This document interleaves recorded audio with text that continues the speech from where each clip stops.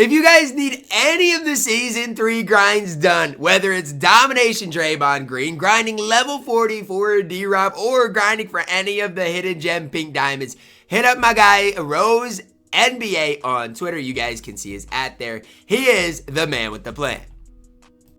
What's up, y'all? It's Ty. In this video today, we're going to be going over talking about each and every one of the new Abracadabra players added into NBA 2K25 MyTEAM today. Talking about which of these cards are worth picking up for your specific squad or not. Now, here's the situation. We saw all the Galaxy Opals and Pink Diamonds leak last night, but we'll still break them down. Now we see all the Diamonds and below. Kuminga, did y'all see his game last night? Was going absolutely crazy. Detlef Schrempf should be okay. Kobe White, I think he's a tall point guard, all the way down to even like a Sapphire Isaiah Joe. Emerald Denny, Ron Harper could be decent. And then all the way down through the gold. So if you are new to the channel, please smash that subscribe button. Starting it off with 7-3. Timberwolf Randy Brewer. Only a 29 3-ball, 85 block, defensively really slow, 2 gold badges, box out beats brick wall. The card stinks. Does have some decent, I guess, badges for a gold. Card's not good. George Lynch stinks as well. This card, 0 badges, 0 stats. He's horrible. James Edwards is 7-1, decent rebounder, 50 speed for a gold. It's not the worst. Badge-wise is okay, I guess, for a gold card. Not the worst. Katino Mobley, 6'4", 76 3-ball for a gold card. Not very good. Paul Westphal, 6'4", 69 3-ball for a gold card. Still not very good. Gold cards this year, overall, have been very rough. We've seen, I think, one good gold card, and it was a center a while ago. Was it Diop? Jop, I think. Outside of that, we've not seen anything. Reggie Johnson, 62 3-ball. Defensively doesn't do anything. 68 speed.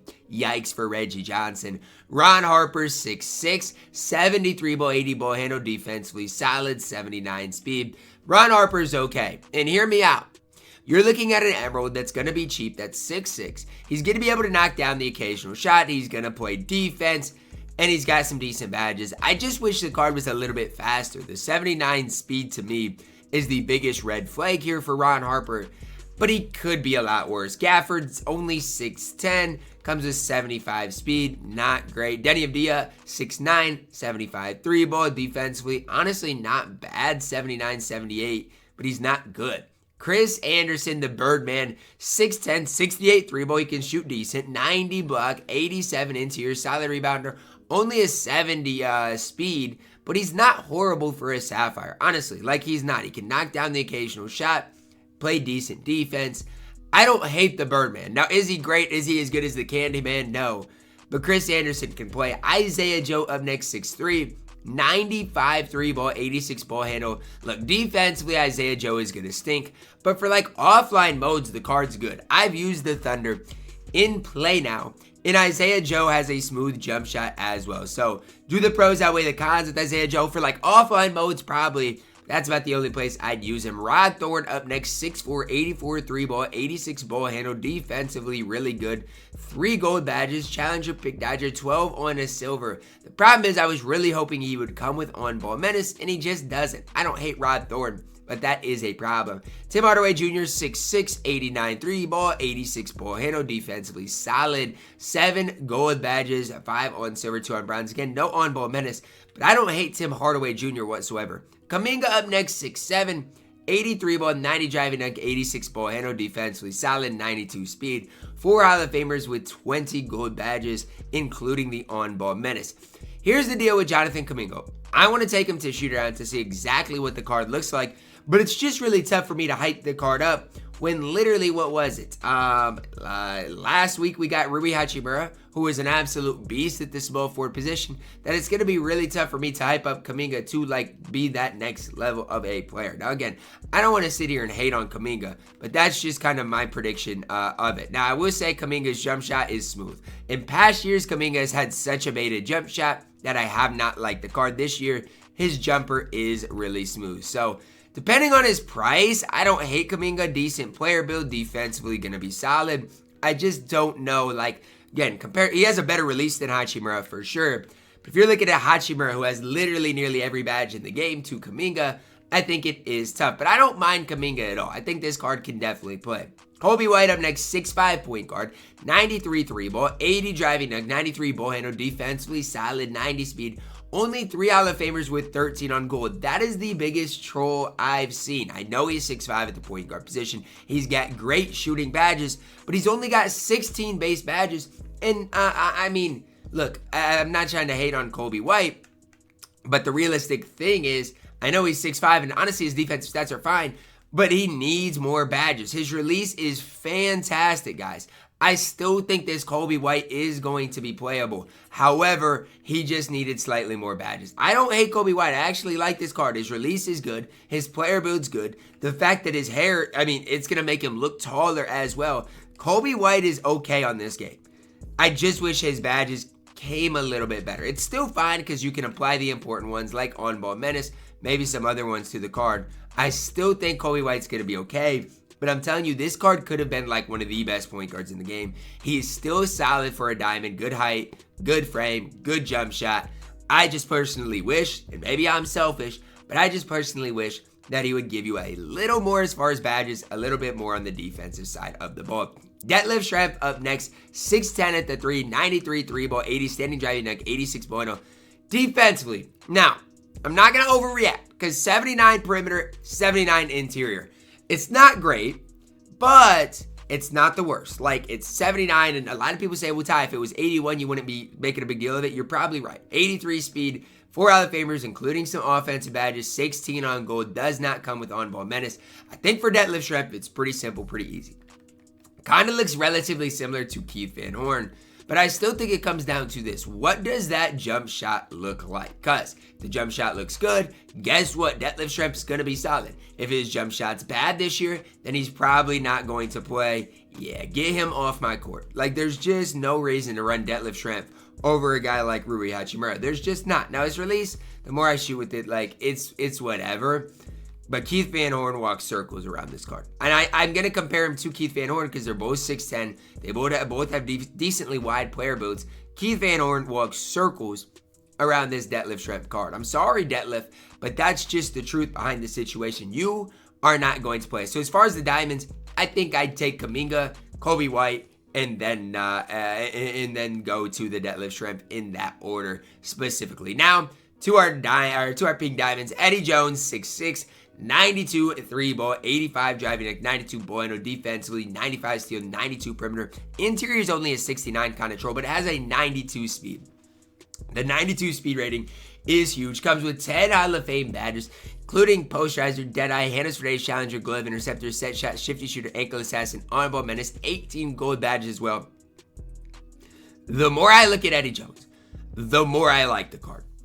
I mean, I do. I wish his interior was better, but the more I look at him, the more I'm like, well, guess what, guys? He can handle the ball. He can play defense. He can do it all. I mean, genuinely, he's 6'6". I feel like Eddie Jones normally has a skinny player build. However, I mean, I think it's okay. Release-wise, look, it looks weird, but it's not bad. You know, like, it does look weird. I'll be the first to tell you. But it's not like a bad release. He does get it up there relatively fast, relatively quickly. So, I don't know about Eddie Jones quite yet. He has the best leaner in the game. He's got a lot of offense is really what he provides. To me, how I think of Eddie Jones is kind of like a better version of Raja Bell. Because Raja Bell had these, like, crazy lift leaners as well. And that's kind of how I think of Eddie Jones. He's going to be able to give you some offense. His defense is going to be immaculate.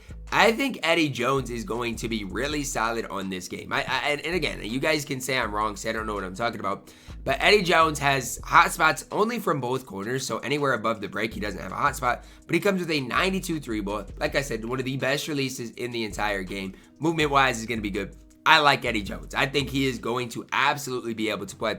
Now, it comes down to this. What is the price of him going to be like? That is the only thing I think we really have left to figure out for Eddie Jones. Dikembe Mutombo, I'm not taking him to shoot around. Here's the situation with Mutombo. A lot of people are gassing this card. I like everything about Dikembe Mutombo outside of two things. His speed is only an 82, and he can't shoot the ball. And so I know his badges are good, but I've said this for a while. If you can find a guy, let's just look at the Pink Diamond Centers. If you can find a Hakeem that has slightly more Hall of Famers or a Kareem, these cards are going to be better than the new card that came out today in Dikembe Mutombo. He can't shoot. That is a big red flag in my opinion. I still don't hate the card. Obviously perfect defensively. But again, I wish he was a little bit faster. I wish he could shoot the ball. I'm personally not that high on Dikembe Mutombo. Hedo Turkoglu up next, 6'10", 93 3-ball, 80 driving dunk, 86 point. But the thing about Hedo is, compare him to Detlef Schrempf, defensively, Hedo is so much better than Detlef. It's night and day stat-wise. Badge-wise, comes with limitless set shot, strong handle, dead-eye, 12 gold badges, 7 on silver, including some of those defensive badges. And so that's something for Hedo that I honestly respect. Sure, he needs on-ball menace. He needs some more of those defensive badges, but he comes with some of them, right? He at least tries to give you something on that side of the court, which, again, I respect. I give Hedo credit. Now, as far as his release, let's look at what he is going to give you on the court. His release is troll. Like, I'm sorry, it's not the worst, but it just looks really weird to me. And again, this is just my opinion on things, but it looks weird. He has hot spots from 4 to 5 places around the arc. I just don't know about this release. To me, it's not a Hedo type release. It's not horrible. He you know, in the catch and shoot situation, he's going to green shots. It's just not super quick. It is pretty easy to time, easy to green. I don't know. You guys can let me know your thoughts on his release. I just think it's fine. It's just not the Hedo Turkoglu that we needed. He's okay. Like, I'm not going to hate on Hedo. His release is fine. He is going to do some things. And the more I'm shooting with him, it's like, whatever. But I don't know. Maybe I had too much expectations for his release because it's really not bad. But that's for me where I'm at. I was maybe expecting slightly too much out of Hedo Turkoglu, which it is what it is. I'm always going to have my expectations be high based on 2K19, but I don't think Hedo is going to be that elite level on this game.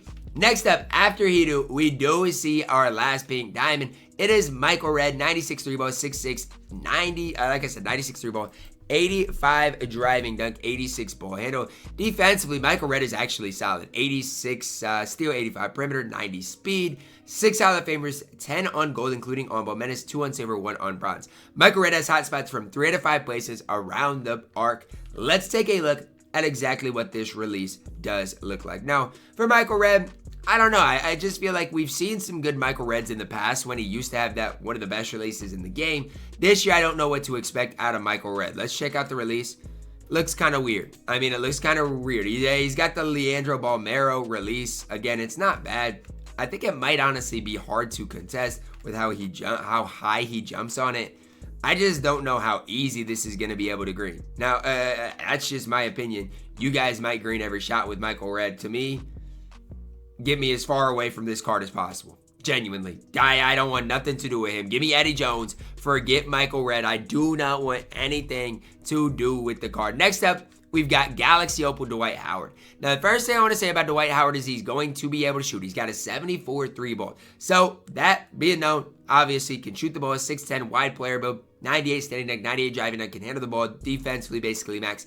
He's basically an invincible outside of his 3-ball. And he can shoot, but that's not going to be the best part about this card. Like, genuinely, when you look at his badges, his stats, this card is nearly an invincible card outside of that 3-point rating. Everything else about Dwight is going to be elite. Now, we'll check it out in shoot around just to see exactly what his release looks like. Now, remember, you're not going to see a lot of greens in shoot around because you're going to be looking at a card that has such low shooting stats. Like, he has an F midi and F 3-ball. But just know this Dwight Howard actually can shoot in this game. His release is not the worst. I don't want to sit here and gas it, but it's definitely not the worst release. I don't think it's going to be super tough to green on this game.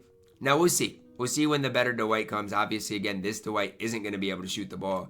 But I think Dwight has potential. I think he has a ton of potential to be one of the best centers or power forwards in the game, depending where you want to run him. To me, I really don't hate his release at all, though. I think his release is just fine in the game. It's not perfect, but like for big men, we got to realize a lot of times big men don't have the best releases on the game anyway. So I'm not super worried about it for Dwight Howard on this game. Last but certainly not least, Vince Carter, 6'6", 94 3-ball, 98 driving dunk, 93 ball handle, defensively really good, 92 perimeter, 85 interior, 95 speed, 11 Hall of Fame badges, 20 on gold. This card is an absolute stud of a card.